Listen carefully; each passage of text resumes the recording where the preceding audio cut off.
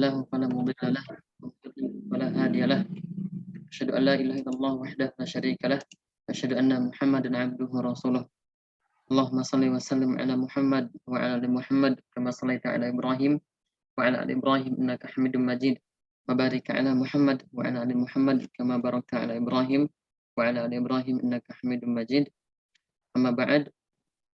Alhamdulillah alamin, segala puji bagi Allah Subhanahu wa taala yang telah memberikan nikmat kepada kita, nikmat Islam, iman, hidayah serta sehat sehingga kita semua dapat berkumpul pada malam hari ini dalam rangka menuntut ilmu syar'i. Kemudian salawat serta salam senantiasa tercurahkan kepada Nabi kita Muhammad sallallahu alaihi wasallam serta keluarganya, sahabatnya dan kita umatnya yang senantiasa berusaha mengikuti jejak mereka semua secara baik dan benar. Kemudian langsung saja teman-teman sekalian yang berkata Allah Subhanahu wa taala, alhamdulillah sudah hadir di tengah-tengah kita yaitu Ustazuna Hudzaifah bin Muhammad radhiyallahu taala yang insyaallah akan melanjutkan materi pada malam hari ini yang berkaitan dengan kitab Sahih Fikih Sunnah. Kepada beliau kami persilakan, falyatafadhal mashkura. Bismillahirrahmanirrahim. Assalamualaikum warahmatullahi wabarakatuh. Assalamualaikum warahmatullahi wabarakatuh. Innal hamdalillah nahmaduhu ta'ala wa nasta'inuhu wa nastaghfiruh wa na'udzu billahi min shururi anfusina wa min sayyiati a'malina. May yahdihillahu fala mudilla lahu wa may yudlilhu fala hadiya lahu. Asyhadu an la ilaha illallah wahdahu la syarika lah wa asyhadu anna Muhammadan abduhu wa rasuluh.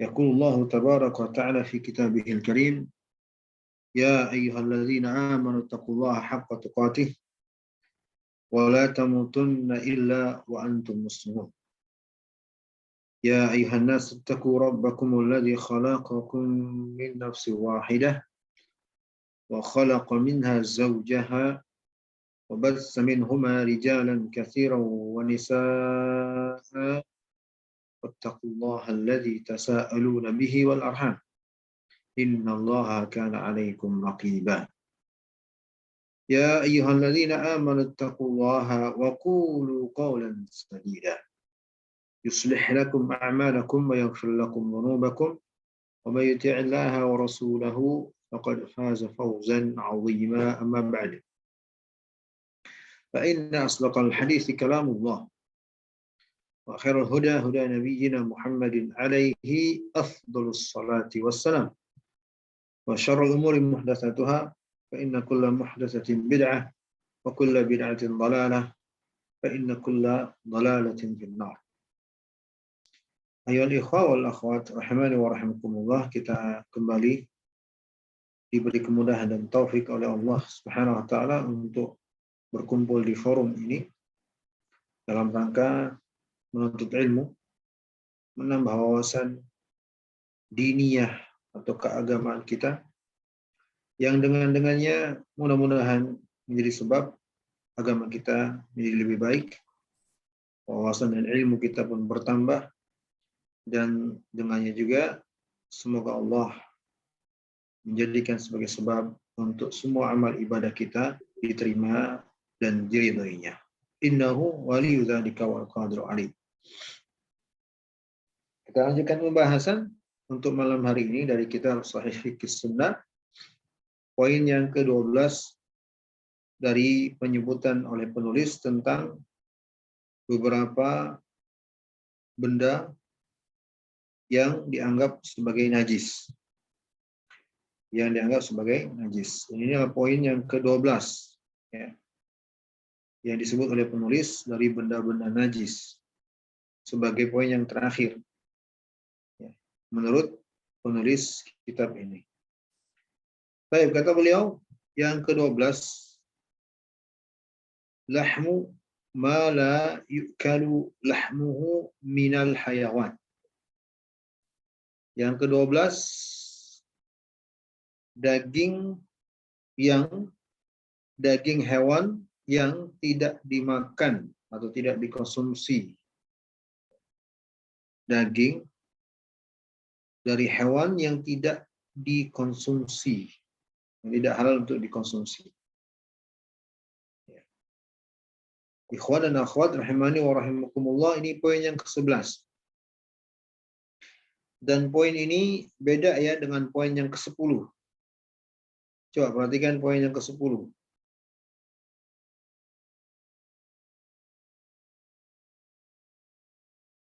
Ya, yang ke-10 kata penulis ma quti'a minal hayawani wa huwa hayyun.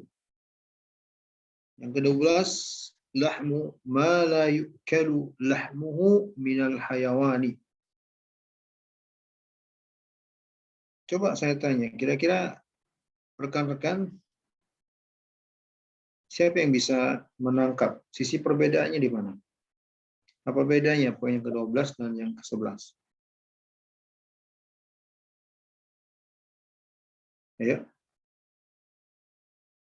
Apa bedanya antara yang ke-12 ini dengan yang ke-10 yang telah kita bahas di pertemuan sebelumnya? Poin yang ke-10 yang disebut oleh penulis termasuk dari benda najis. Baik, saudari Nurul Hidayati ingin mencoba memberi jawaban. Untuk poin yang ke-10 di sini adalah apa-apa yang dipotong dari hewan yang hidup. Di sini bisa hewan yang dagingnya halal dimakan, bisa juga yang hewannya itu haram dimakan dagingnya. Kemudian kalau di poin ke-12 itu daging yang memang haram dimakan. Gitu ya Ustaz. Ya, Masya Allah. Barakallahu fiik. Jazakillah khairan. Ya. Hanya saja belum begitu mengenai sasaran.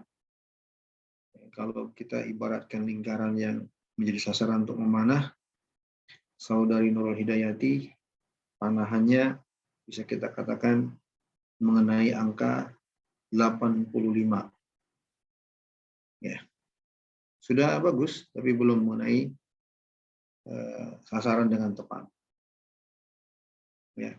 Masya Allah, jazakillah khairan, barakallahu fiik. Ada lagi yang lain ingin mencoba memberi jawaban? Baik, Akhfadli. Bismillah. Perbedaan antara poin yang 10 dan 11 adalah lihat dari 12, sisi 12. 12, afwan Ustaz. 12 dan 10 yaitu perbedaan dari sisi hidup atau tidak hidupnya. Kalau poin yang 10 itu seluruh potongan hewan baik yang masih hidup, yang hidup saja yang hidup saja jika dipotong maka najis. Namun poin yang ke-12 ini seluruh daging yang haram dimakan baik hewannya masih hidup atau tidak hidup maka itu najis. Itu satu, Allahu a'lam. Barakallahu fiik. Titik poinnya sudah dapat Akhfadli. Ya. Cuman kebablasan. Ya, letak perbedaannya gampang ikhwan dan akhwat rahimani wa rahimakumullah.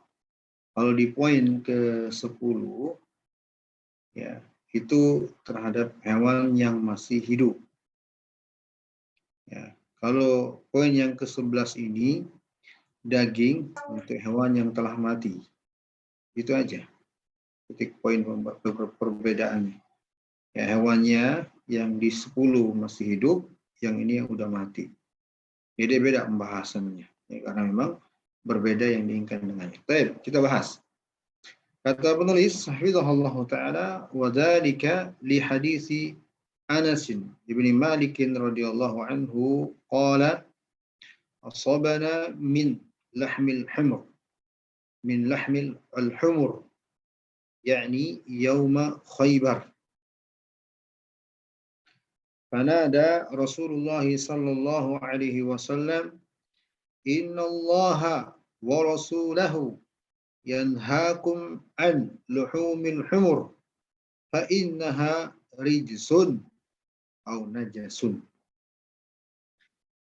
Hal ini kita ulangi kembali, judulnya adalah daging dari hewan yang tidak halal untuk dikonsumsi. Kata beliau ini berdasarkan hadis Anas bin Malik radhiyallahu taala anhu. Ya.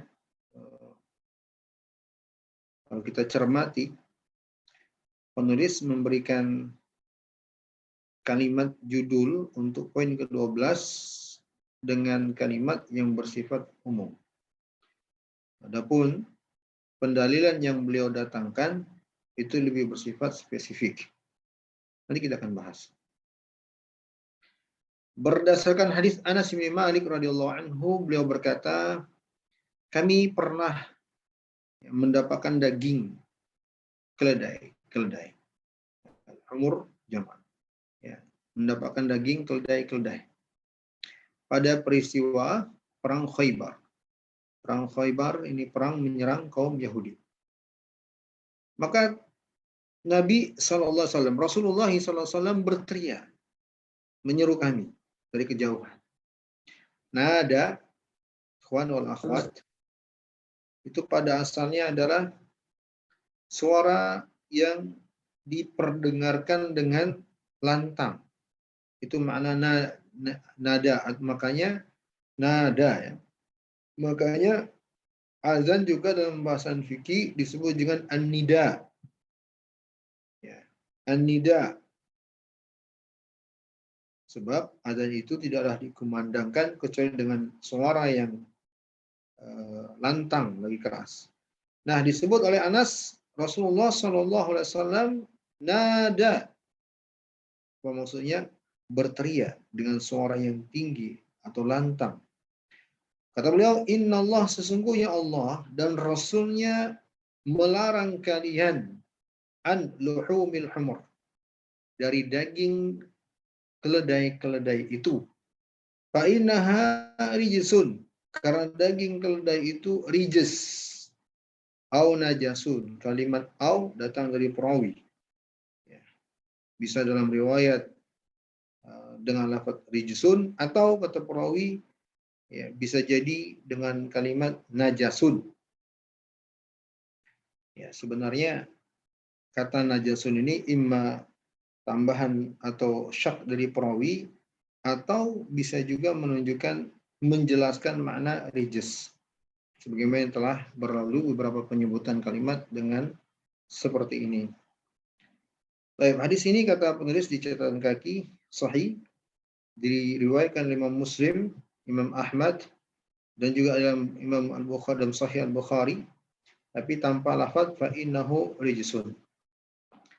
Baik. Ini juga sudah mengindikasikan ya, ada poin-poin permasalahan. Kalau teman-teman bisa mencermati, bisa ditandain itu pada catatan kaki. Di riwayat Bukhari tidak ada lafaz fa innahu rijsun. Baik, nanti kita akan bahas.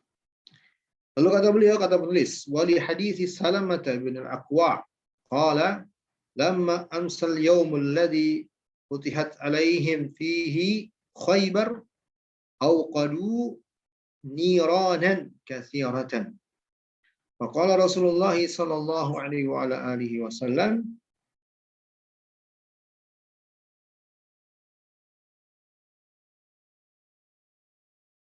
faqala Rasulullah sallallahu alaihi wasallam, ma hadhihi an-nar? Ala ayyi shay'in tuqaduna? Qalu ala lahmin. Qala ala ayyi lahmin? Qalu ala lahmil humur al-insiyah. Faqala ahriquha waqsaruha. Faqala rajulun ya Rasulullah, au nuhriquha wa nagsiluha. Qal au dzaka. Kata penulis setelah itu, dan juga berdasarkan hadis Salamah ibn Aqwa radhiyallahu ta'ala anhu. Beliau berkata, ketika di sore hari, pada saat peristiwa berhasilnya menguasai menangnya dari perang Khaybar, atau peristiwa perang Khaybar. Pada hari tatkala kaum muslimin ya berhasil dalam peperangan di peristiwa Khaybar. Di sore hari mereka menyalakan api yang besar, api yang menyala. Ya, niranan ini bermakna api yang menyala dengan kayu bakarnya. Makanya disifatkan dengan katsirah. Ya kalau mau diterjemah bebas, api yang besar lagi menyala-nyala. Kalau Rasulullah, maka Rasulullah SAW bersabda, "Ma hadhihi nar?" Api untuk apa ini? Ala ayyi syai'in tuqaduna? Untuk kalian mau nyiapin apa atau kalian mau bakar apa? Para sahabat menjawab, ala lahmin. Kami ingin membakar daging. Nabi bertanya kembali, ala ayyi lahmin? Daging apa?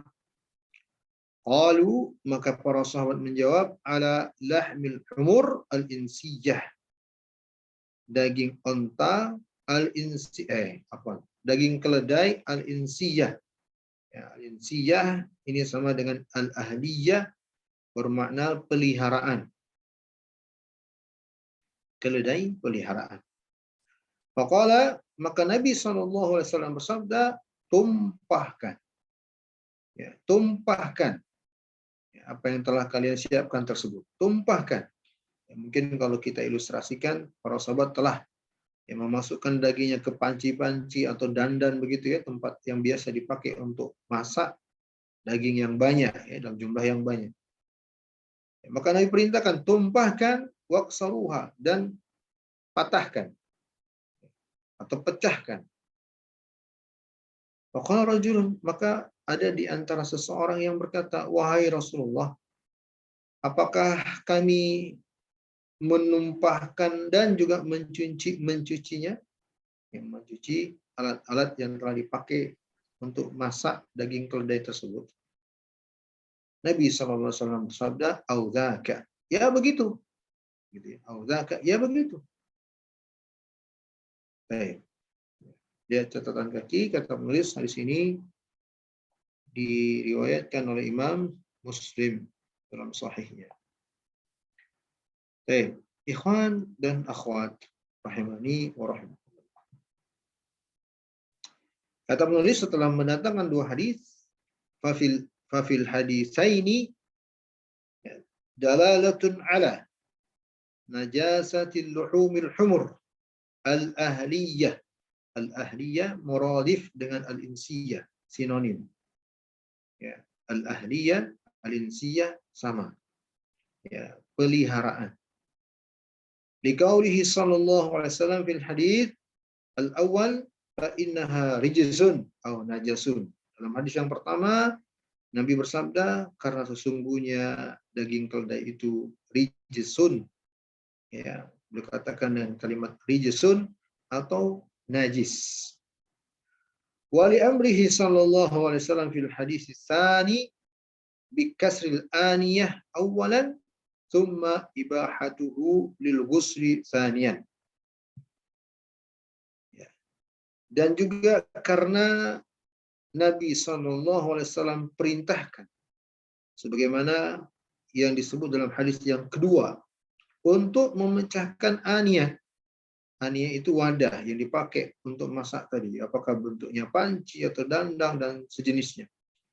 Nabi perintahkan untuk memecahkannya. Yang pertama, kemudian Nabi SAW membolehkan untuk mencucinya setelah itu. Ya. Baik ikhwan dan akhwat rahimani wa rahimakumullah. Ini pembahasan kita untuk malam ini yang perlu untuk kita cermati bersama. Ya. Sebagai tambahan wawasan untuk kita bersama tentang kenajisan daging hewan yang tidak halal untuk dikonsumsi. Mari kita perhatikan bersama. Saya tambahkan beberapa catatan terkait dengan pembahasan ini. Catatan pertama adalah tentang perbedaan atau apa yang dimaksud dengan keledai al-insiyah atau al-ahliyah dan keledai al-wahsyiyah. Ya, pembahasan ini sebagaimana disebut oleh penulis ya, dengan penyebutan adanya keledai al-insiyah atau al-ahliyah. Tadi telah kita bacakan ya penyebutan ini. Adanya penyebutan keledai al-insiyah dan penyebutan keledai al-ahliyah. Kalau kita terjemah insiyah, ahliyah itu sama, bisa dengan terjemah ternak, peliharaan. Ya, keledai ternak atau keledai peliharaan. Nah, kalau disebut ini keledai dengan karakternya keledai ternak atau peliharaan, tentunya ada lawannya, yaitu keledai liar. Ya, itulah yang disebut dengan ya, al-wahsyiyah. Al-wahsyiyah, al-humur al-wahsyiyah. Keledai liar. Oleh karena itu, perlu kita ketahui dulu apa sih yang dimaksud atau bagaimana itu keledai insiyah atau ahliyah dengan keledai al-wahsyiyah. Para ulama menjelaskan bahwa pertama tentang al-humur. Al-humur ini jamak ya dari mufradnya himarun, keledai. Secara umum keledai itu ada dua jenis secara umum. Ya, sebab kalau pada rinciannya keledai itu memang ada juga perbedaan-perbedaannya dari jenis-jenisnya. Tapi secara umum keledai itu terbagi menjadi dua. Ada keledai ahliyah, ada keledai wahsyiyah. Keledai ahliyah maksudnya keledai peliharaan, ternak. Kemudian yang kedua, keledai wahsyiyah, keledai liar. Ya. Kalau keledai ahliyah, kata para ulama, fahiya al-insiyah wal musta'nisa wallati yurabbiha an-nasu wa ta'mal ala hamli asqalihim. Allah Subhanahu wa ta'ala wal khair wal bighal wal hamiru litarkabuha wa zinah. Ya, keledai ahliyah atau kita terjemah keledai ternak atau peliharaan, yaitu keledai yang senantiasa bersama dengan manusia, yang ada bersama dengan manusia. Ya, peliharaan mereka yang diternak atau dipelihara oleh manusia, yang biasa dipekerjakan untuk mengangkat barang-barang mereka. Dan memang inilah di antara tujuan diciptakannya keledai ini. Allah Subhanahu wa ta'ala menyebutkan hal ini di surah An-Nahl ayat ke-8. Wal khailu wal bighal wal hamir disebut keledai litarkabuha wa zina. Ya, untuk kalian kendarai dan mengangkat barang-barang kalian. Ya, sebagaimana terang Imam Al-Munawi rahimahullahu taala dalam Faidul Qadir, kata beliau al-humurul ahliyah hiya allati ya ta'allafa buyut walaha ashabu walahu ashab turja'u ilaihim wa hiya al-insiyah diddul wahsyiyah. Keledai peliharaan atau keledai jinak bisa juga dimanakan seperti itu, yang biasa ada di rumah-rumah di rumah-rumah kaum muslimin. Tentunya ini pada asalnya yang diinginkan kalimat ini zaman dahulu, yang pada saat itu kendaraan dengan hewan tunggangan. Pada asalnya diinginkan kalimat ini adalah zaman dahulu, yang belum ada kendaraan-kendaraan yang kita kenal pada zaman ini. Tapi di beberapa daerah ya itu masih ya menggunakan keledai, seperti di Yaman. Di Yaman itu di beberapa daerahnya, apalagi di pelosok, itu masih sangat erat ya mereka menggunakan keledai dalam kebutuhan mereka sehari-hari. Ya. Kita pernah ke beberapa daerah di negeri Yaman itu, ya kendaraan umum itu sangat jarang justru. Pada umumnya malah masyarakat masih sangat akrab dengan keledai-keledainya. Baik, yang biasa di rumah-rumah, ya, dan biasanya pemiliknya senantiasa ya memanfaatkannya.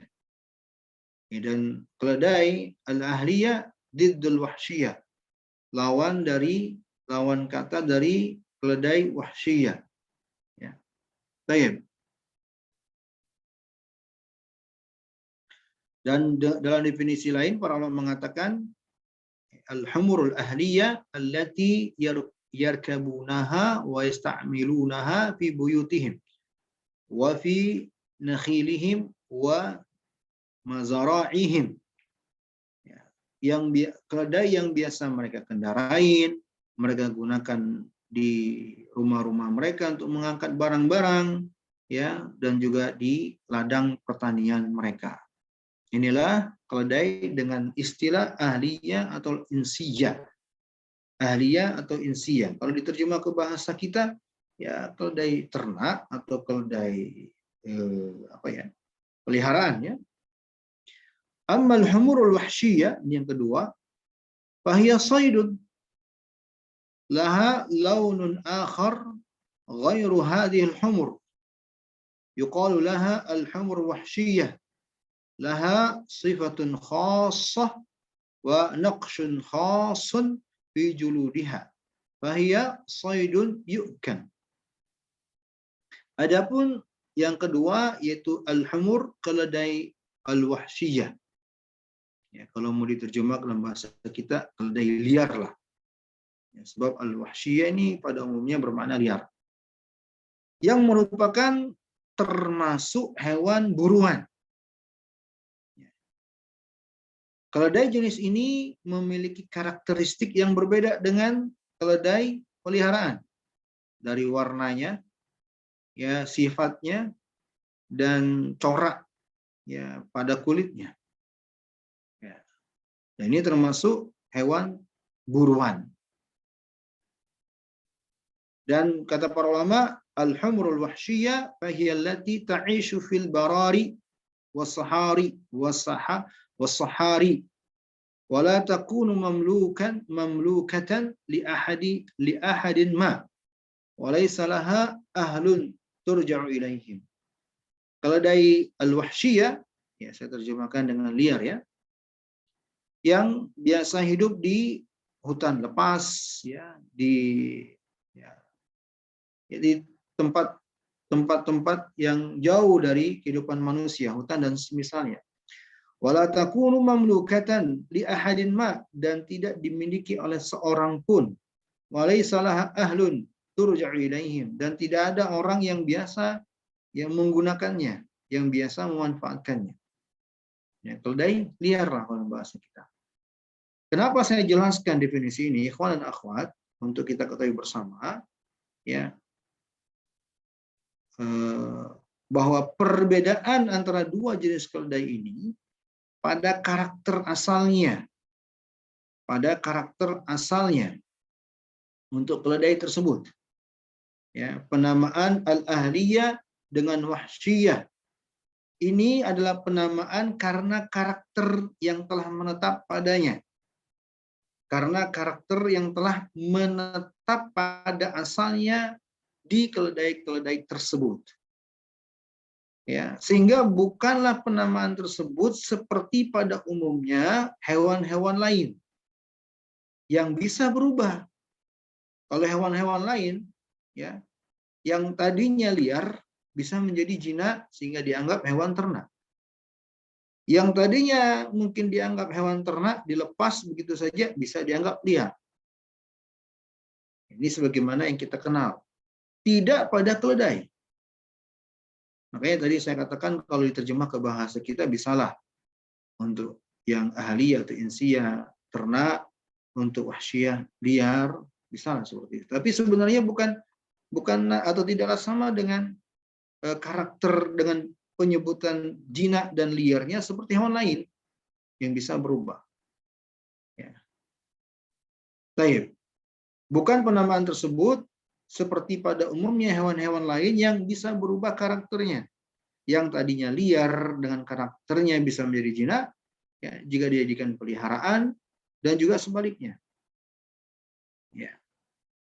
Makanya, ya, nanti akan ada penyebutannya bahwa para ulama mengatakan, ya, untuk keledai, ya, senantiasa berlaku padanya hukum asal ini. Senantiasa berlaku padanya hukum asal ini, ya, walaupun berubah karena keadaan. Para ulama mengungkap dengan kalimat lau tawahhashal himaru, lau tawahhashal himarul ahli aw istanasal wahshu hal yataghayyar hukum. Ya. Apakah jika ada keledai jinak, ya, keadaannya berubah sehingga dia teranggap liar, atau sebaliknya, keledai liar dengan suatu keadaan ya sehingga teranggap keledai jinak, berubah hukumnya? Ya.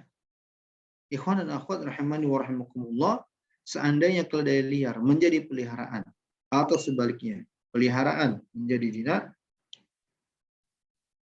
ya, tetaplah berlaku hukum asal padanya.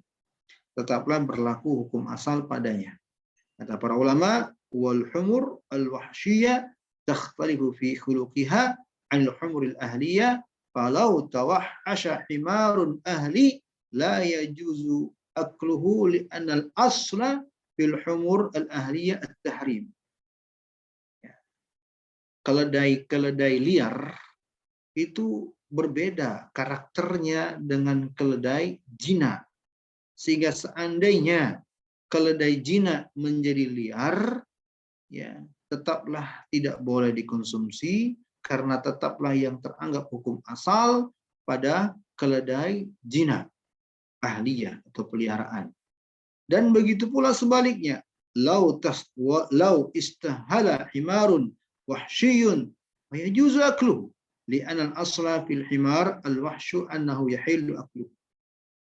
Seandainya ada keledai, ya, yang liar, ya, kemudian dipelihara, menjadilah atau teranggaplah dalam anggapannya sebagai keledai ternak atau peliharaan, ya, maka kata para ulama, ya, tetaplah boleh dimakan karena hukum asal, lihat nih, kata para ulama seperti yang tadi, li'annal asl, di sini juga li'annal asl fil himaril wahsyi annahu yahillu akluhu.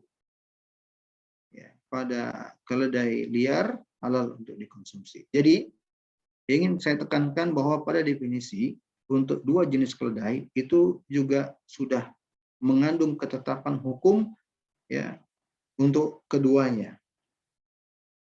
Catatan yang kedua, ikhwan akhwat rahimani wa rahimakumullah, untuk kita ketahui bersama untuk pembahasan ini adalah yang najis adalah keledai peliharaan atau ahliyah. Yang teranggap najis adalah keledai peliharaan. Yang keledai peliharaan ahliyah atau al-insiyah. Kata para ulama, al-himarul wahsyi halalul akli fahuwa tahirun wa ammal ahli fahuwa muharramun najasun li hadits innallaha wa rasulahu yanhaakum an luhumil humur al-ahliyah fa innaha rijsun aw najasun. Ya, kata Syekh Ibnu Utsaimin rahimahullah, ya, keledai liar itu halal untuk dikonsumsi dan keledai liar itu suci. Adapun keledai peliharaan, ya, maka itu diharamkan untuk dikonsumsi karena dianggap najis, sebab Rasulullah SAW bersabda dalam hadis, sesungguhnya Allah dan Rasulnya melarang kalian dari daging keledai jinak atau peliharaan, sebab keledai tersebut adalah rijis, yakni najis. Namun, ini catatan selanjutnya, kenajisannya adalah pada dagingnya setelah matinya. Kenajisannya adalah pada dagingnya setelah matinya. Apakah dengan penyembelihan, ya, dan seterusnya. Bukan pada tubuhnya ketika hidupnya. Inilah yang rajih dari khilaf di antara para ulama, bahkan sebagian ulama mengatakan ijma'nya.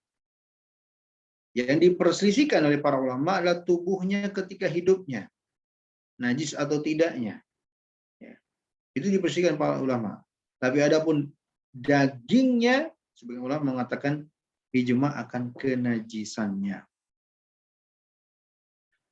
Baik.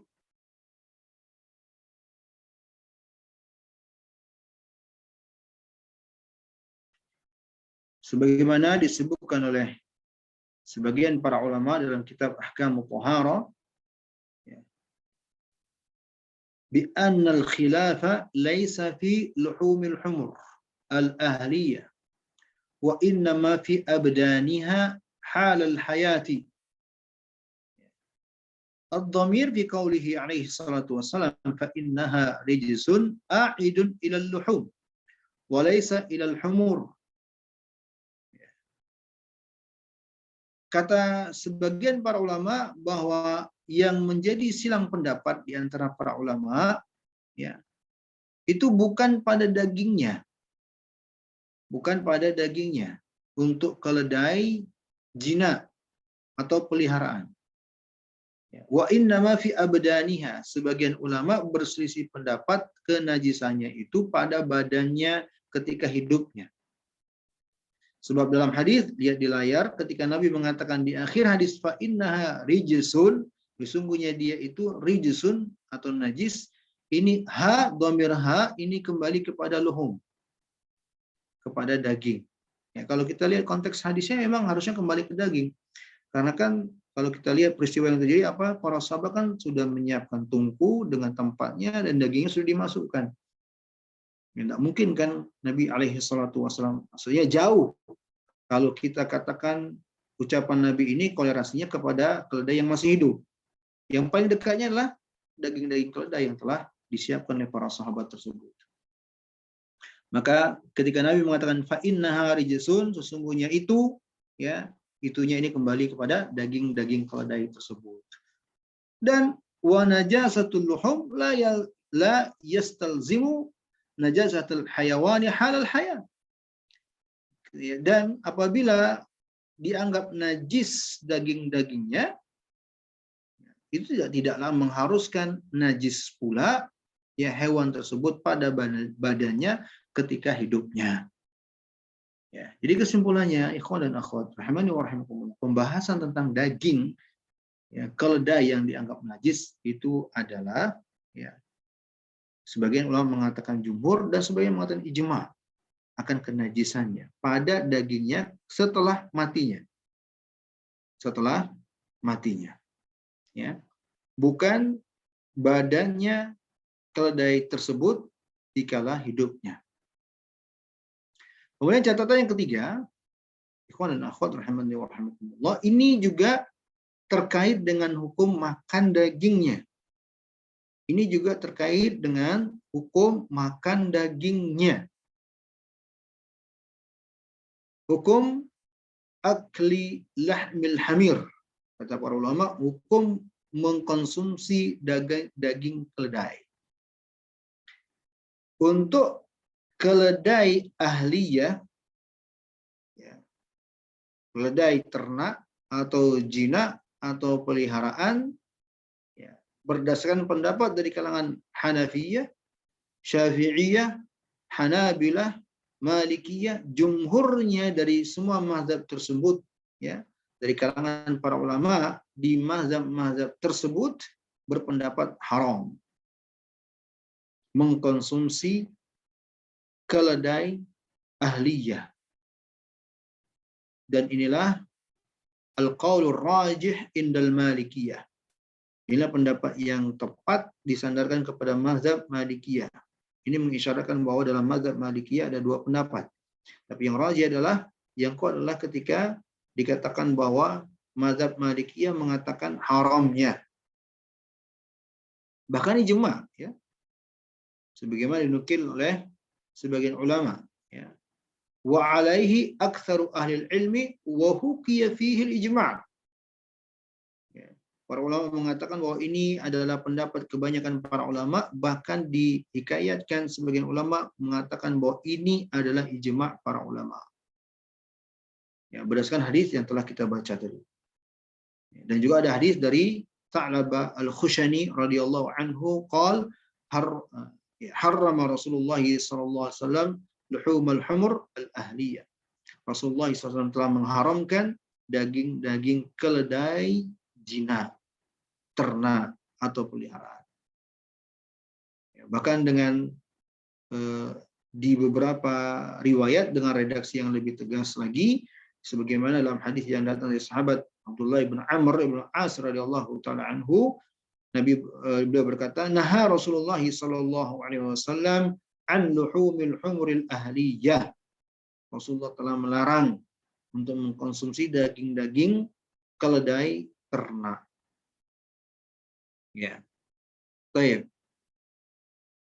Inilah pendapat jumhur, bahkan sebagian tadi kita katakan bahwa para ulama menukil ini ijma, ya. Namun yang benar adalah jumhur. Karena sebagian ulama dari kalangan Malikiyah mengatakan makruh, bukan haram. Ya. Bukan haram, tapi makruh litanzih, untuk mengkonsumsi daging keledai. Sebab makruh itu ada dua. Ada makruh litanzih, ada makruh litahrim. Ya, makruh litahrim, ya, kata makruh kadang bermakna pengharaman. Makruh tanzih, yakni kata makruh yang bermakna sebagaimana pada umumnya kita ketahui sesuatu yang sebaiknya ditinggalkan. Jika dilakukan tidak mengapa. Nah, pada mazhab Malikiyah mengkonsumsi keledai ternak mereka katakan makruh. Ya. Wa dhahaba al-Malikiyah fi ra'yil akhar ila al-qaul bi anna lahmal hamir al-ahliyah yu'kal wa yakun makruhan. Ya. Di kalangan mazhab Malikiyah sebagian ada yang berpendapat bahwa daging keledai ternak al-ahliyah itu boleh dikonsumsi tapi makruh. Ya, karahatan tanzihiyatan. Ya, makruh tanzih, makruh litanzih. Baik. Ini catatan yang masih terkait dengan mengkonsumsinya, ya. Ini untuk keledai ahliyah. Adapun keledai liar al-wahshi atau wahsyiyah, ya, mengkonsumsinya hukumnya adalah halal. Yajuzu aklu luhumil himaril wahshi bi ijma'il ulama'il ummah. Lianna Nabiya sallallahu alaihi wasallam naha fi ahadithihi an akli lahmil humuril ahliyah wa yusamma al-himarul wahshi bil fara' yujadu sinfan min al-humur wa hiya al-humurul ahliyah wal al-wahshiyah. Falamma kana nahyu mukhtassan bil humuril ahliyah dalla dhalika anna al-humra al-wahshiyata kharijatan min nahyi an-nabiy sallallahu alaihi wasallam wa yajuzu akluha. Ya, boleh mengkonsumsi daging keledai liar. Ini ijma para ulama terhadapnya. Berdasarkan, ya, larangan dari Nabi alaihi salatu wasallam terhadap mengkonsumsi daging keledai ternak peliharaan. Ya. Dan yang juga disebut dengan wa yusamma al-himarul wahshi bil farra. Untuk keledai yang liar ini juga kadang disebut dengan al-farra. Ya, karena memang ada dua jenis keledai sebagaimana yang telah kita jelaskan, ya, keledai jinak dan keledai liar. Falamma kana nahyu, dan ketika Nabi SAW melarang secara khusus pada keledai ternak atau peliharaan, maka dipahamilah dari larangan tersebut bahwa keledai liar tidaklah terlarang, boleh untuk dikonsumsi. Bahkan dengan tegas dalam suatu riwayat Nabi SAW mengkonsumsinya. Dalam hadis yang diriwayatkan Imam Al-Baihaqi dengan sanad yang sahih dari, ya, Amr ibn Umayyah radhiyallahu anhu, beliau berkata, anna Su'bah ibn Jusamah ahadan Nabiy sallallahu alaihi wasallam ajuz himarin, ya, wahshin, ya, wa huwa bil Juhfa fa akala minhu wa akala minhu al-qaum. Kata Amr ibn Umayyah radhiyallahu anhu, ya, pernah As-Sa'b ibn Jusamah, seorang sahabat, menghadiah Nabi sallallahu alaihi wasallam sebagian atau sepotong daging keledai liar. Ya, di saat beliau masih di Juhfa. maka beliau makan darinya dan juga makan orang-orang yang ada di sekitarnya. Ini tegas sekali untuk menunjukkan kehalalan daging keledai liar. Catatan yang ke berapa? Ke berapa, Fadli? Yang keempat, Ustaz. Oke, catatan yang keempat. Dan telah kita singgung tadi bahwa ya, keledai liar dan keledai ternak inilah penyebutan dan juga mengandung hukum yang berlaku ya, pada asalnya walaupun berubah keadaan.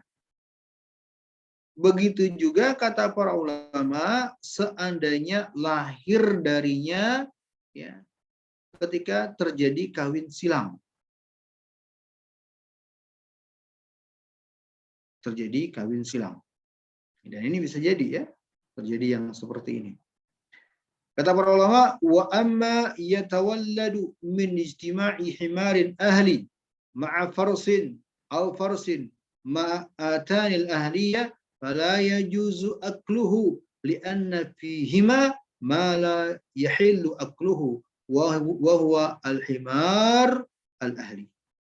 Seandainya terjadi kawin silang, ya, lahir dari proses kawin silang, misalnya antara keledai ternak peliharaan dengan kuda, ya, atau sebaliknya, maka tidak boleh makan ya yang lahir dari kawin silang ini. Kenapa? Karena terdapat salah satu dari keduanya hewan yang tidak halal untuk dimakan, yaitu keledai ternak tersebut. Wa amma ma yatawalladu min ijtima'i himarin wahshin ma'a farsin aw farsin ma'a atani wahshin fa yajuzu akluhu li'annahuma mubahani ma'an wa yajuzu aklu ma tawallada minhuma. Adapun kalau seandainya kawin silang antara keledai liar dengan kuda ya, dan sebaliknya, maka boleh mengkonsumsinya karena keduanya memang halal untuk dikonsumsi, ke kuda dan keledai liar. Baik, catatan yang kelima, ikhwan dan akhwat rahimani wa rahimakumullah. Ini yang telah saya isyaratkan di awal pembahasan.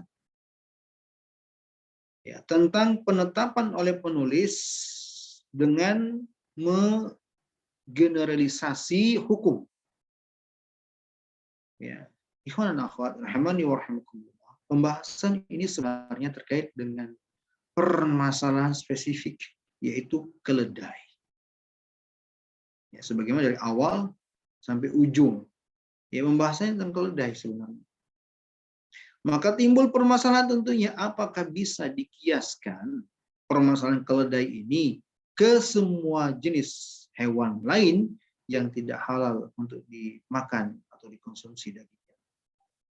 Ya, sehingga dibuat kaidah jika tidak halal dimakan maka najis dagingnya, ya sebagaimana yang disebut oleh penulis sini. Ya, beliau membuat judul untuk poin ke-12 juga bermakna kaidah ini. Daging hewan yang tidak halal untuk dimakan, maka itu termasuk najis. Ya. Ikhwan dan akhwat rahimani wa rahimakumullah, yang benar dalam masalah ini tetaplah berlaku kaidah yang muqarrar indal fuqaha dalam masalah penetapan najis. Ya, tetaplah berlaku kaidah yang ditetapkan oleh para ulama dalam penetapan najis. Kaidah yang disebut oleh Imam Syaukani dalam As-Sailul Jarar tentang penetapan masalah najis. Siapa yang bisa mengulang? Siapa yang bisa mengulang? Siapa yang ingin menyebutkan kaidah yang pernah kita sebutkan di awal-awal pembahasan tentang penetapan benda-benda najis? Kaidah yang disebut oleh Imam Syaukani dalam As-Sailul Jarar. Ikhwan dan akhwat, silakan. Ya, saudari Supriyani, silakan.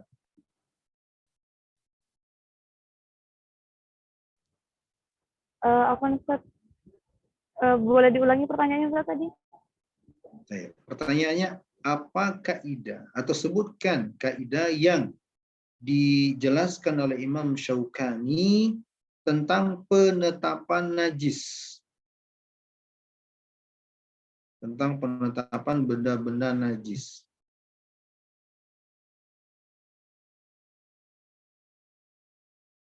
Ikhwan, kalau kita membahas masalah najis, kaidah ini harus dihafal dengan baik ya.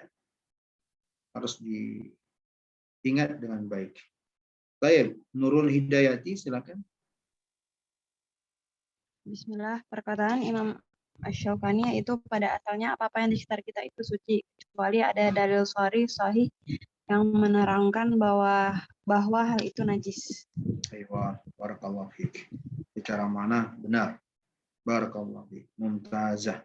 Kata Imam Syaukani dalam Sailul Jarar, annal asla fi jami'il asya'i at-taharah wa annahu la yanqul an dzalik illa naqilun sahihun salihun sarihun lil ihtijaj bihi ghaira mu'aridin bima yurajjihu alaihi aw yusawi. Ini tegas sekali Imam Syaukani rahimahullah. Nah, ini yang paling tepatnya dalam masalah ini dari sekian pendapat para ulama. Kenapa? Karena kalau tidak memegang kaidah ini, ikhwan dan akhwat, itu kadang akan terjatuh pada kondisi yang ya memberatkan diri akhirnya. Taklif pada kondisi yang memberatkan diri. Kata beliau rahimahullahu taala, sesungguhnya hukum asalnya pada segala sesuatu yang ada di sekitar kita, hukum asalnya suci dan tidaklah diangkat atau dipindahkan atau dihilangkan hukum suci pada segala sesuatu yang ada di sekitar kita ini kecuali dengan ada penukilan ya, atau karena adanya dalil yang sahih, yang sholih, yang sharih, yang bisa digunakan untuk berhujjah, yang bisa dijadikan sebagai pegangan, ya, dan tidak kontradiksi dengan pendapat atau dalil-dalil yang lain atau yang lebih kuat darinya, atau juga tidak ya bisa diperbandingkan dengan dalil-dalil yang lain. Artinya dalilnya tegas sudah untuk mengatakan ini najis. Ini kaidah yang muqarrar indal fuqaha. Ya, sebagaimana kata Imam Ibnu Hazm rahimahullahu taala dalam Al-Muhalla. Kata Imam Ibnu Hazm, ini juga bagus untuk diingat. Man idda'a najasatan aw tahriman lam yusaddaq illa bidalilin min nassi Qur'anin aw sunnatin sahihah.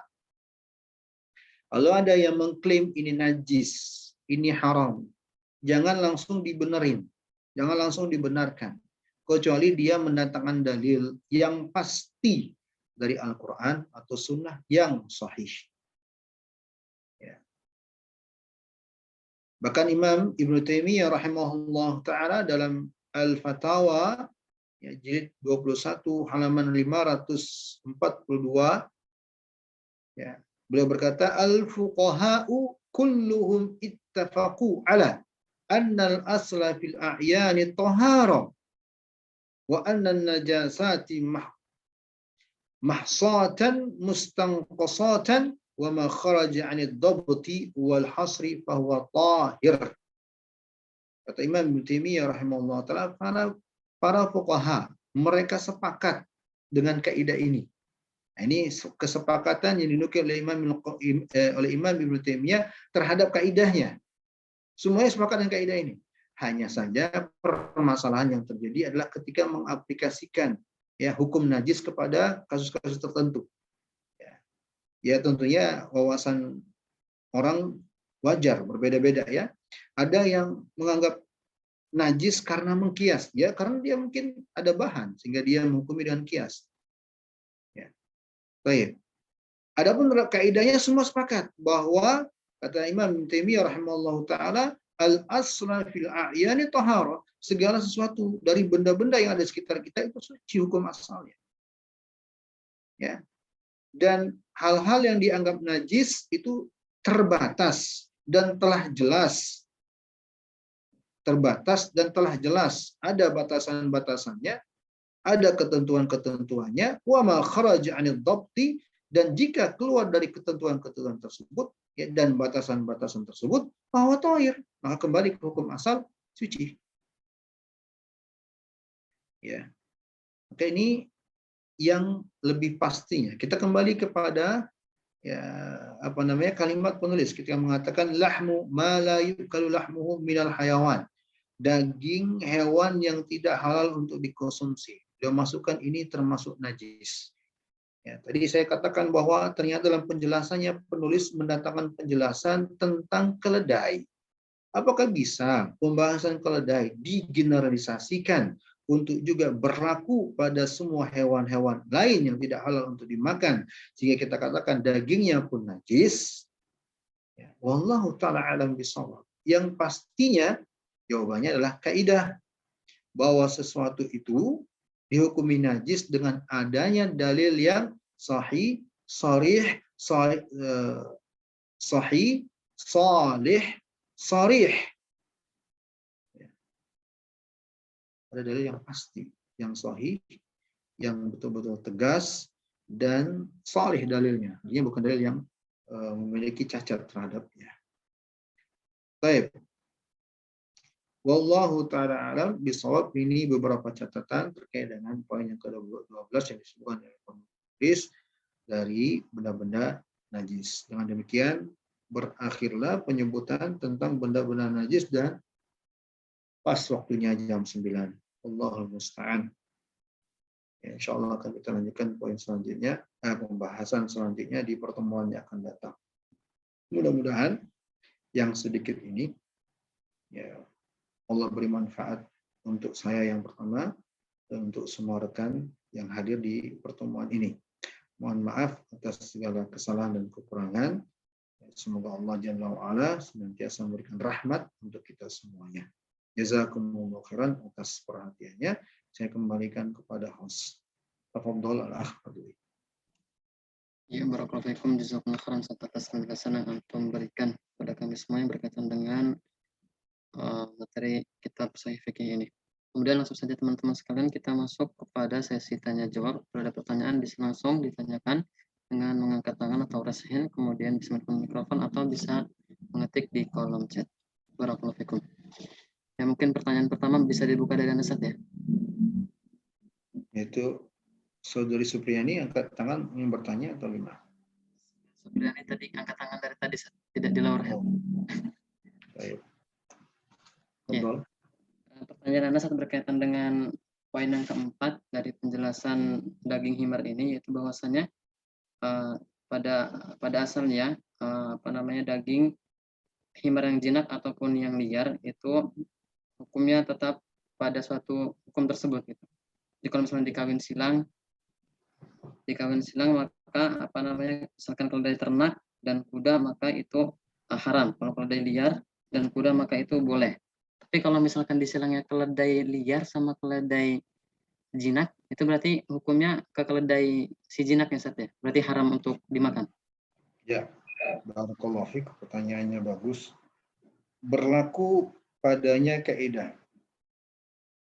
Kaidah dalam usul fikih akan disebut, dalam qaidul fiqhiyah juga disebut, kalian juga akan dapat insyaallah, yang berbunyi al-mahdhuratu muqaddamun 'alal mubih. Al-mahdhuratu muqaddamun 'alal mubih. Jadi kalau ini kaidah artinya adalah dalil-dalil yang mengandung larangan itu lebih layak untuk diprioritaskan, untuk diperhatikan, didahulukan ketimbang dalil-dalil yang bersifat pembolehan. Kaidah ini lahir dari hadis ketika Rasulullah SAW bersabda, "Wa ma nahaitukum anhu fajtanibuhu wa ma amartukum bihi fa'tu minhu mastata'tum. Fa inna ma ahlakal ladzina min qablikum kasratu masailihim wa ikhtilafuhum ala anbiya'ihim." Dalam sebuah hadis Nabi SAW bersabda, ma nahaitukum anhu fajtanibu. Apa-apa yang aku larang darinya maka jauhilah. Wa ma amartukum bihi fa'tu minhu mastata'tum. Apa yang aku perintahkan maka tunaikanlah semampu kalian. Susunan kalimat ketika Nabi menyebut yang lebih dahulu adalah larangan, itu mengisyaratkan bahwa hendaknya kita pertama kali lebih memperhatikan larangan. Dan pembahasan ini terkait apabila kita menjumpai suatu peristiwa, di satu peristiwa padanya mengandung dua hal, ada larangan, ada pembolehan di satu peristiwa. Ya, bukan peristiwa yang berbeda ya. Di satu peristiwa atau di suatu keadaan yang sama, ya, mengandung dua hal berupa larangan dan pembolehan sekaligus. Kalau seperti ini keadaannya, maka dahulukanlah larangan. Mimbab bara'atul zimmah, ya, dalam rangka melepas tanggung jawab, ya, jangan sampai terkena dosa, itu lebih aman. Oleh karena itulah dalam masalah ini para ulama ketika mengatakan keledai jina atau ternak kawin silam, ya, dengan anggaplah ya dengan keledai liar, ya, kan dua hal terkandung sekaligus dalam satu keadaan, yaitu adanya larangan, adanya pembolehan. Maka terapkan kaidah tersebut, dahulukan larangan. Wallahu taala alam bissawab. Ya, barakallahu fikum Ustaz, jazakallahu khairan atas penjelasannya.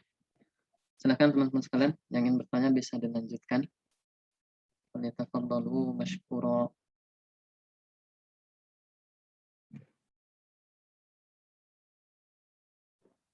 Nggak ada, insyaallah. Udah mudah-mudahan dan lengkap semua. Kita langsung berpindah ke Saudara Agustina mau nanya apa?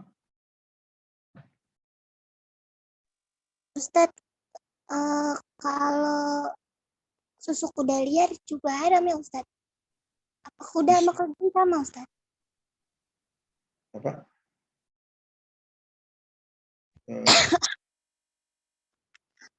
Kuda sama keledai itu sama nggak Ustadz? Terus kalau ya. susu kuda liar itu kan dia di awalnya liar, terus kemudian di ternak dia ambil susunya, gimana itu Ustadz? Ya. Pertama kuda ya. Kuda itu beda dengan keledai. Di banyak hal. Ya. Dari namanya beda, dari karakternya beda, dari penggunaannya beda, dari sifatnya beda. Ya. Penggunaannya jauh banget ya. Kuda itu dipakai untuk berperang ya. Keledai kalau dipakai untuk berperang ya keburu kalah. Ya, keburu diserang oleh musuh. Jadi tidak bisa disamakan antara kuda dan keledai. Ya, dari mau sisi manapun beda. Ya, kuda dan keledai tidaklah sama. Apa hukumnya untuk kuda? Halal dikonsumsi dan tidak ada perincian mau kuda liar atau kuda jinak, nggak ada. Dan apabila ditanya susunya kuda juga halal. Dan telah kita bahas ya di pertemuan sebelumnya, bagian-bagian tubuh hewan yang terpisah dari hewan yang masih hidup, termasuk susu. Ya, dalam dalam perselisihan para ulama dalam masalah ini bahwa susu untuk hewan itu mengikuti kepada hukum hewannya. Kalau hewannya adalah hewan yang halal untuk dimakan maka halal. Ya. Kalau hewannya adalah hewan najis maka dia juga najis. Maka tatkala kuda ini halal untuk dikonsumsi, susunya pun halal. Wallahu a'lam bishawab.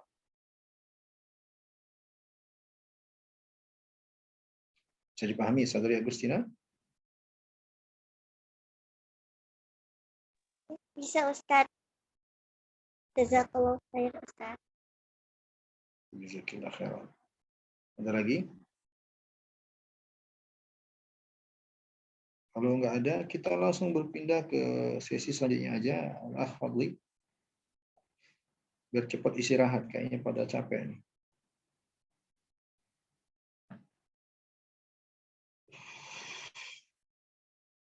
Fadl.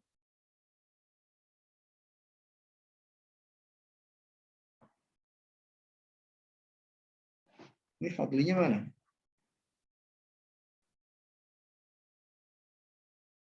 Fadli. Afwan lagi izin ke toilet Ustaz, itu di chat.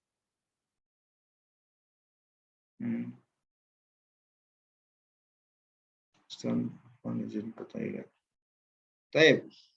Hostnya lagi nggak ada. Kita langsung aja. Silakan ikhwan dan akhwat. Tunjukkan apa yang kalian dapatkan dari majelis kita malam hari ini. Untuk berbagi pada yang lainnya. Ya, saudari Nurul Hidayati yang pertama ingin menyebutkan apa? Bismillah, faidah yang didapat dari pelajaran malam ini itu faidah dari hadis yang mengenai dalil pengharaman daging keledai tadi Ustaz. Yang dapat Ana ambil yaitu Masya Allah betapa taatnya para sahabat kepada Rasulullah ketika mereka sudah lelah dan lapar setelah perang dan makanan sudah mau dimasak, tetapi ketika Rasulullah SAW mengharamkan makan daging himar ahliyah dan memerintahkan untuk menumpahkan, para sahabat langsung taat tanpa mengelak sedikit pun. Allah, luar biasa. Ada yang sangat bagus sekali. Ini yang saya inginkan, ikhwan. Bisa jadi kalian menangkap faedah lain yang saya nggak tangkap. Ini sangat berpotensi. Seperti yang disebut oleh saudari siapa tadi? Nurul Hidayati ya. Nah, Ustaz. Saya nggak nangkep itu.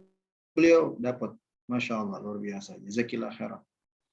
Dan ini adalah di antara sebab Allah memuliakan para sahabat radhiyallahu anhum ajma'in. Dan ini di antara sebab Allah Jalla wa'ala memilih mereka dari sekian banyak manusia untuk menemani Nabi-Nya alaihi salatu wassalam.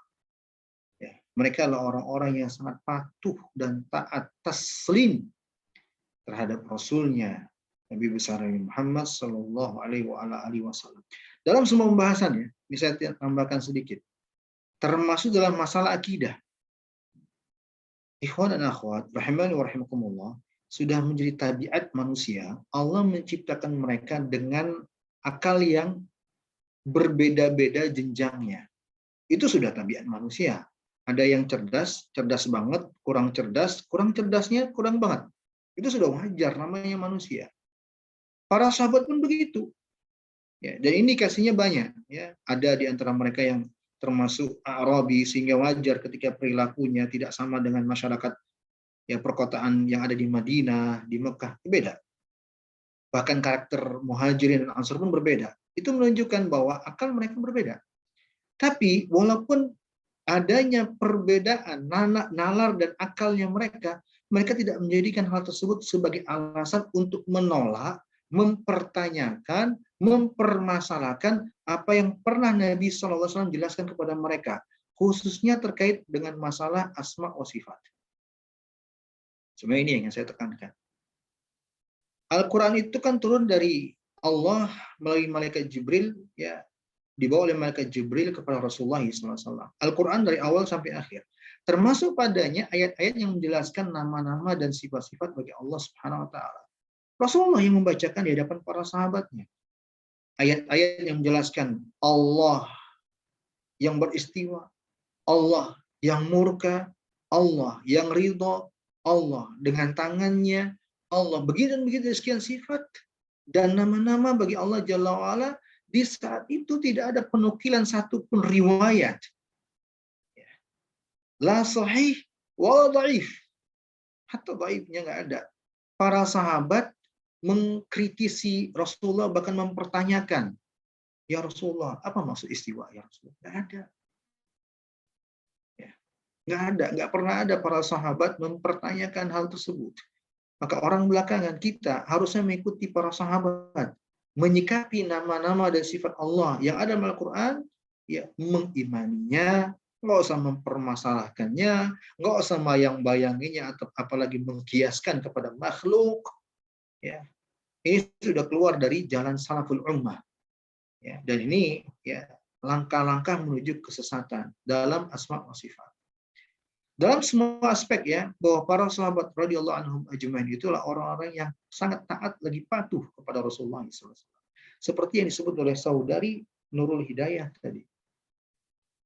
Betul tadi beliau sebut ya, diselesai perang tentunya lapar ya. Dapatnya keledai ya, tapi keledai jinak.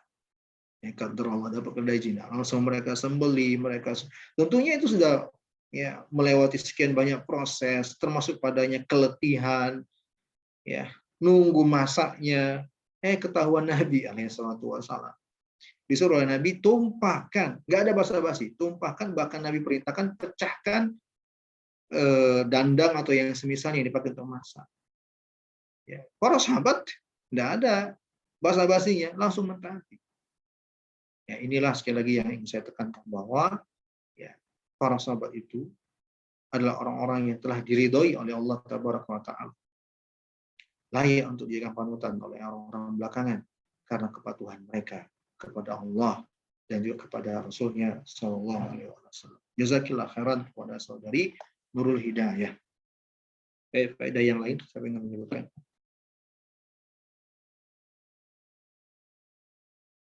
Ayo, baru satu ini. Tadi siapa yang mau menyebutin faedah berbarengan dengan saudari Nurul Hidayati tadi? Kayaknya ada yang angkat tangan.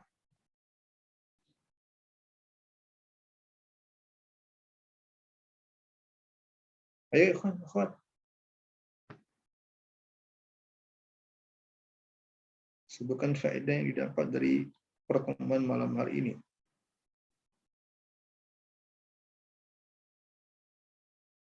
Nggak ada ini. Cuma satu nih.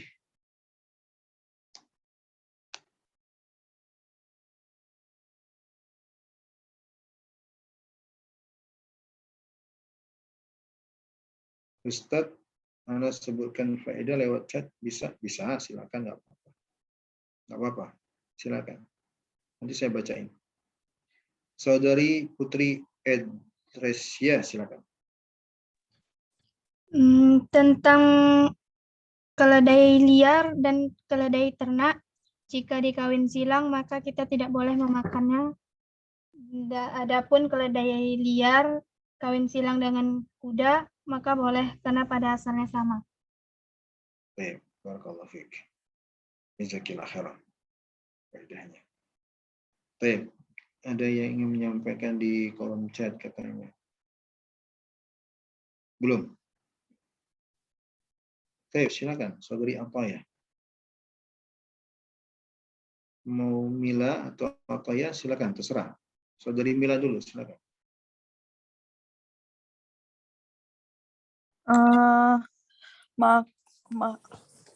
Perbedaan makruh, Ustadz, ada yang harus yang bersifat haram dan harus ditinggalkan itu makruh litahrim, sedangkan makruh litanzih itu sebaiknya ditinggalkan.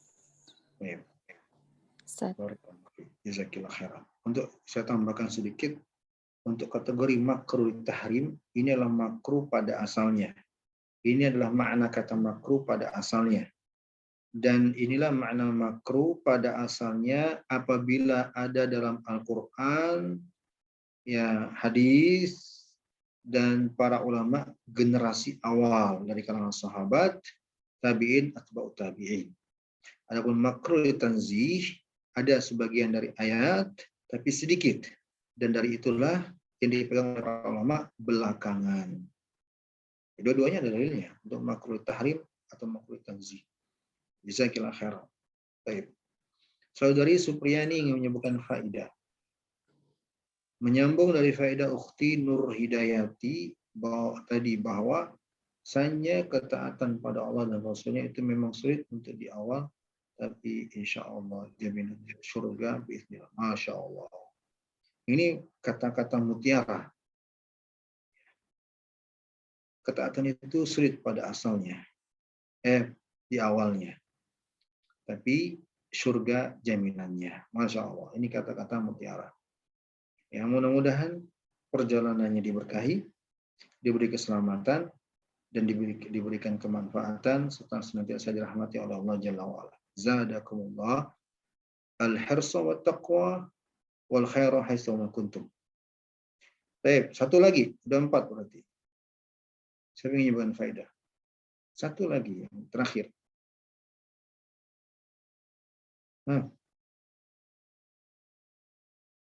Silakan.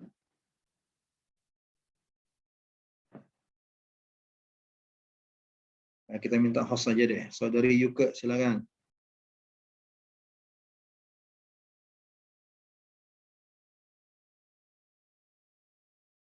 Saudari Yuke, hostnya kita, silakan. Sudah terwakilkan Ustaz oleh Saudari Nurul Hidayati.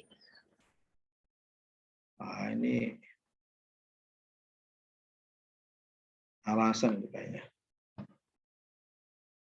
Baik, barakallahu fiik. Ada yang lain nggak nih menunjukkan faedah?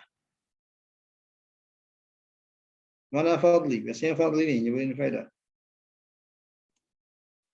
Ya, baik, bismillah. Faedah yang Anda dapatkan pada malam hari ini berkaitan dengan perbedaan antara keledai yang jinak dan keledai yang liar. Bahwasanya keledai yang jinak adalah keledai yang biasa dipakai di rumah, kemudian berkeliaran di rumah, kemudian juga dipakai untuk bertunggang, kemudian juga bisa dipakai untuk mengangkat suatu benda. Begitu, Ustaz. Dan dalilnya adalah wal khail wal bighal wal hamir litarkabuha wa zinah. Ada kuda, ada bigol. Bigol itu sejenis seperti hamir, Ustaz.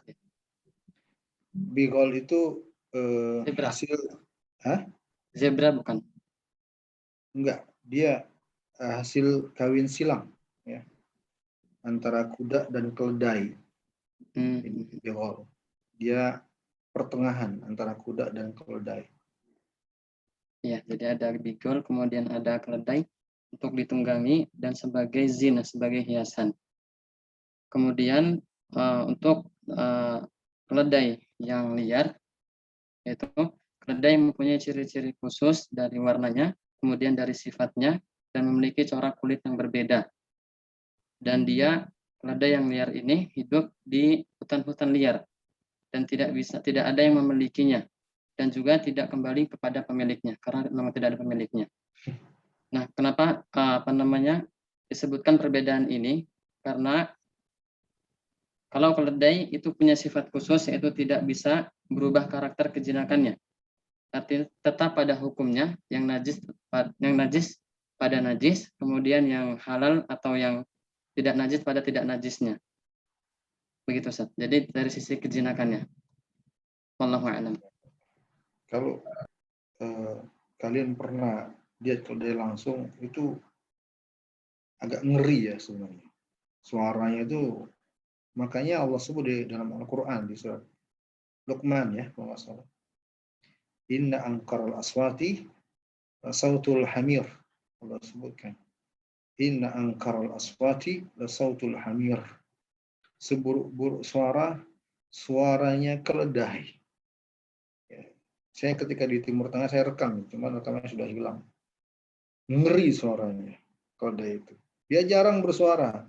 Sekali bersuara, apalagi kalau di lembah, di jauh dari bangunan rumah segala macam. Itu menggema, padahal dia suaranya bukan suara yang yang sering berturut-turut, enggak, sekali bersuara tapi ngeri suaranya. Ya, saya masih terbayang itu suara keledai ternak. Allahumma musta'an. Baik. Di sini ada faedah yang disebut ataya di kolom chat. Faedah yang bisa Anda ambil yakni perbedaan hukum asal keledai berbeda dengan hukum asal pengharaman segala sesuatu yang berada di sekitar kita. Bahwa keledai ternak jika sudah dipelihara maka tetap haram untuk dimakan dan jenis dan najis bagiannya. Ya, barakallahu fiik. Ya, ini juga sama dengan faedah yang disebut oleh Muhammad Fadli tadi. Bahwa intinya keledai itu untuk khusus keledai. Ya. Para ulama menjelaskan bahwa hukum keledai itu berlaku dari asalnya, ya, secara asalnya dan tidak berubah. Walaupun berubah keadaannya, itu yang membedakan dengan hewan lain. Ya. Sapi, misalnya pembahasan hewan zakat. Hewan zakat itu ada 3.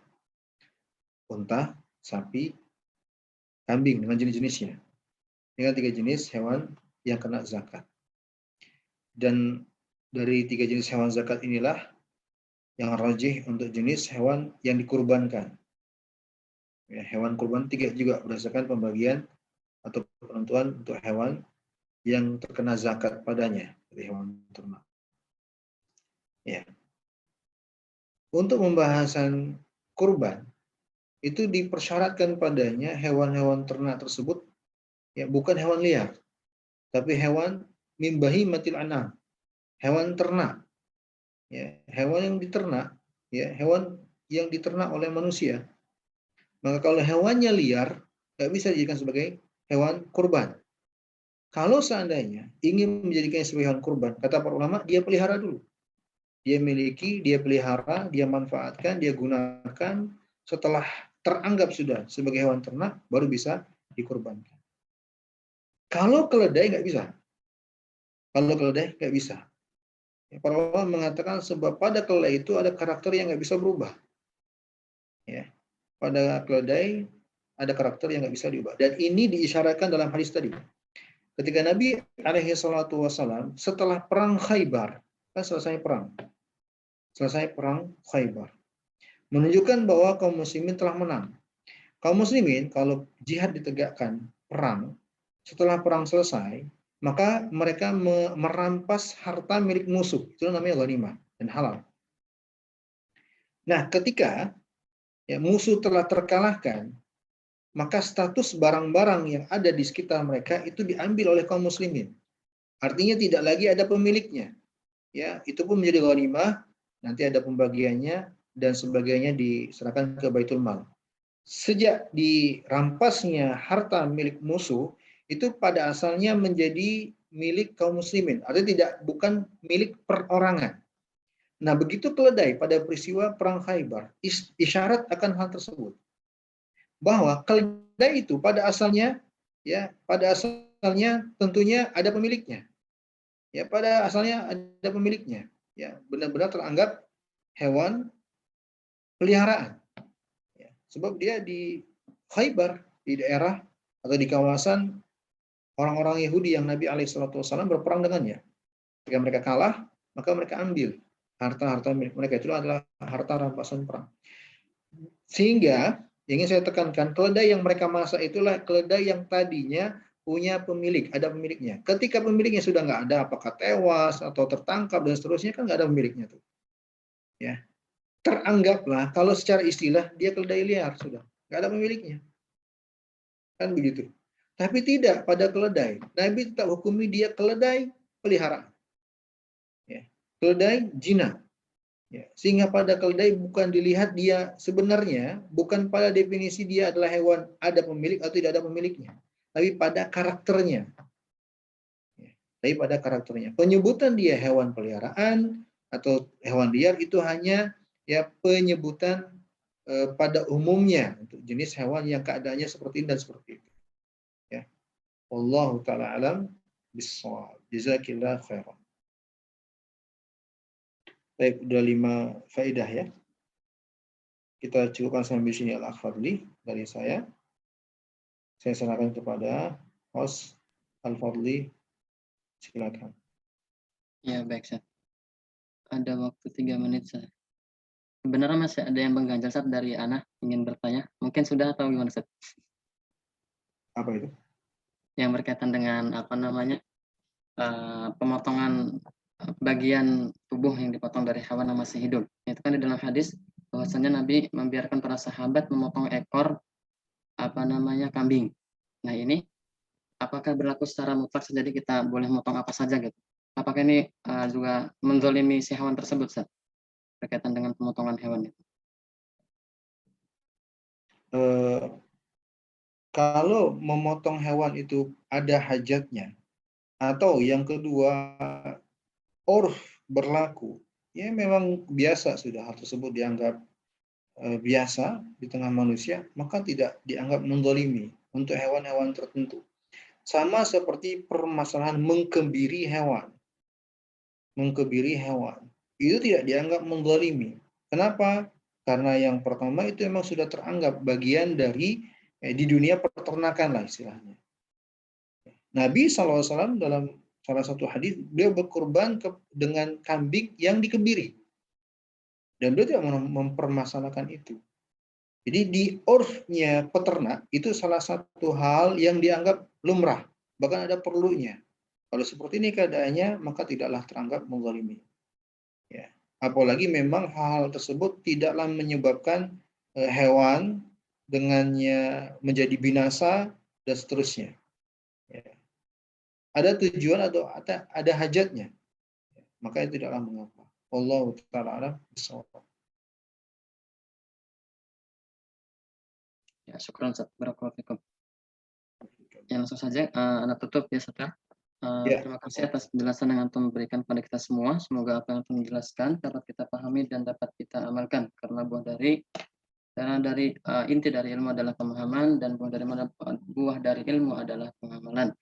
Dan Anda sebagai moderator, mohon maaf apabila ada kesalahan dalam tutur kata. Kita tutup dengan doa kafaratul majelis. Subhanakallahumma wa bihamdika asyhadu an la ilaha illa anta astaghfiruka wa atubu ilaik. Silakan teman-teman bisa mengisi absen jikalau sudah direkam. Assalamualaikum warahmatullahi wabarakatuh.